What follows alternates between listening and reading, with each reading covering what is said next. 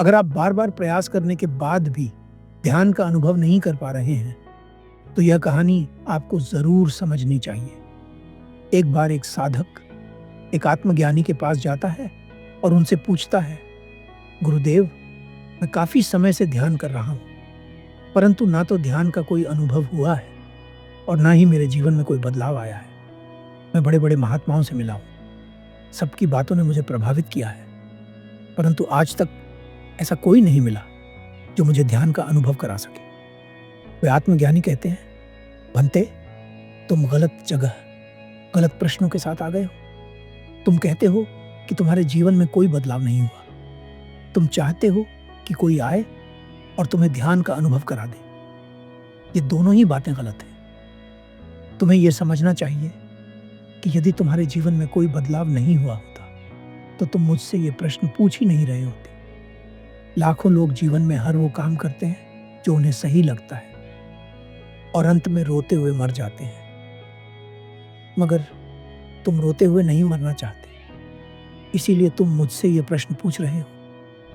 क्या ये बदलाव छोटा है?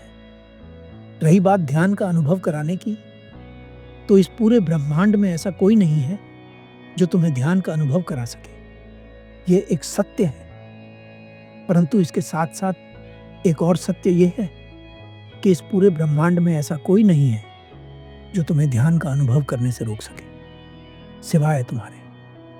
केवल तुम ही अपने मार्ग की बाधा बन सकते हो। साधक पूछता है, भला कोई खुद अपने मार्ग में बाधा क्यों डालेगा?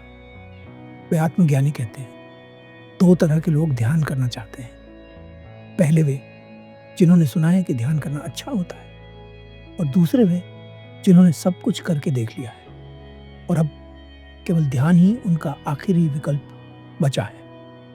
साधक कहता है, कृपा कर विस्तार से समझाइए।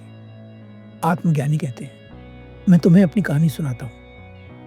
मैं भी तुम्हारी तरह जानना चाहता था कि मुझे ध्यान का अनुभव क्यों नहीं हो रहा, मुझ में क्या कमी है। इसी प्रश्न के साथ मैं एक गुरु की तलाश में निकल पड़ा। किसी ने मुझे बताया कि एक गुरु हैं जो मेरे इस प्रश्न का उत्तर दे सकते हैं, परंतु वे एक बहुत बड़े वन में रहते थे, इसलिए उन्हें ढूंढना आसान नहीं था। लेकिन मेरे भीतर जिद थी, इसलिए मैं वन में निकल पड़ा। कुछ दूर चलने के बाद मुझे एक व्यक्ति मिला जिसने बिना पूछे ही बताया, यहाँ से कुछ दूरी पर उत्तर दिशा में एक तालाब है, तुम चाहो तो वहां जाकर पानी पी सकते हो। इससे पहले कि मैं कुछ पूछता, वह व्यक्ति वहां से चला गया। क्योंकि मुझे प्यास नहीं लग रही थी, इसलिए मैंने उसकी बात पर ध्यान नहीं दिया और अपने मार्ग पर आगे बढ़ गया। वन में कुछ दूर और चलने के बाद मुझे एक कुटिया नजर आई। मैं बहुत खुश हुआ, क्योंकि मुझे लगा कि शायद वही गुरु यहाँ रहते हैं। मैं कुटिया के पास जाकर बाहर से आवाज लगाई, परंतु कोई बाहर नहीं आया। फिर मैंने भीतर जाकर देखा, पर वहां भी कोई नहीं था। मैंने आसपास तलाश की, लेकिन कोई दिखाई नहीं दिया। तभी मुझे वही व्यक्ति फिर दिखा जो मुझे वन के आरंभ में मिला था। इस बार मुझे बहुत तेज प्यास लग रही थी।